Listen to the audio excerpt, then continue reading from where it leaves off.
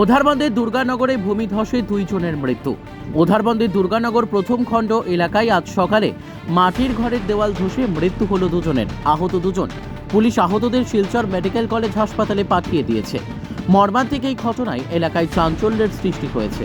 জানা গেছে, মৃত ব্যক্তিদের নাম আজিরউদ্দিন ও তার 6 মাস বয়সের পুত্র আসিফউদ্দিন। আহত আজিরের স্ত্রী ও আজিরের ভাই। স্থানীয় জনগণ সংবাদ মাধ্যমকে জানিয়েছেন, প্রবল বৃষ্টির সময় আজ সকাল 6টা নাগাদ ঘরের মাটির দেওয়াল ধসে পড়ে। তখন আজিরউদ্দিনরা ঘুমোচ্ছিলেন। তখন বাড়ির অন্যরা চিৎকার শুরু করায় স্থানীয়রা ছুটে গিয়ে দেওয়ালের নিচে চাপা পড়া 2 জনকে উদ্ধার করার পাশাপাশি অন্য 2 জনকে উদ্ধার করে পুলিশকে খবর দেন। পরে ওসি হাউকাম চাংসাং সহ উদ্ধারবন্দের পুলিশ বাহিনী ঘটনাস্থলে পৌঁছে আহতদের শিলচর মেডিকেল কলেজ হাসপাতালে পাঠিয়ে দেয়। জনগণ অসহায় পরিবারকে আর্থিক সাহায্য প্রদান করার জন্য জেলা প্রশাসন সহ মুখ্যমন্ত্রীর দৃষ্টি আকর্ষণ করেছেন।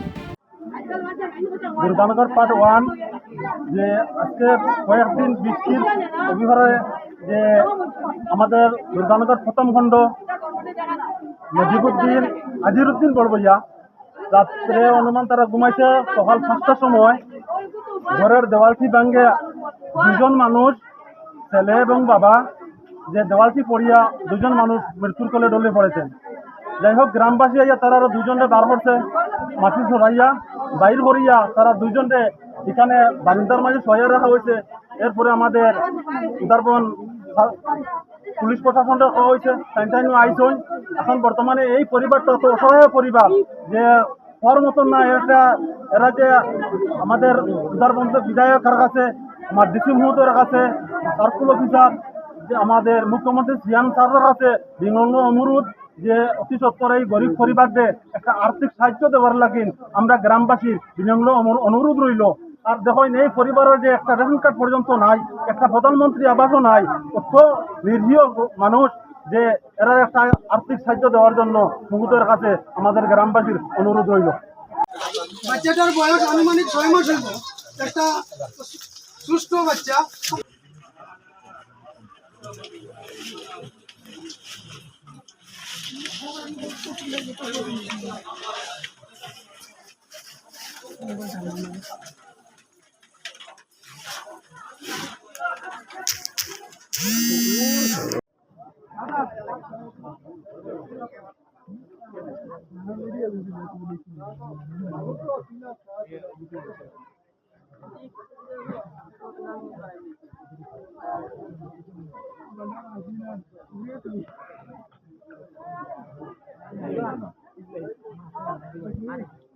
উধারবন্দ থেকে শিবাজি ধরের রিপোর্ট, নববার্তা টুডে।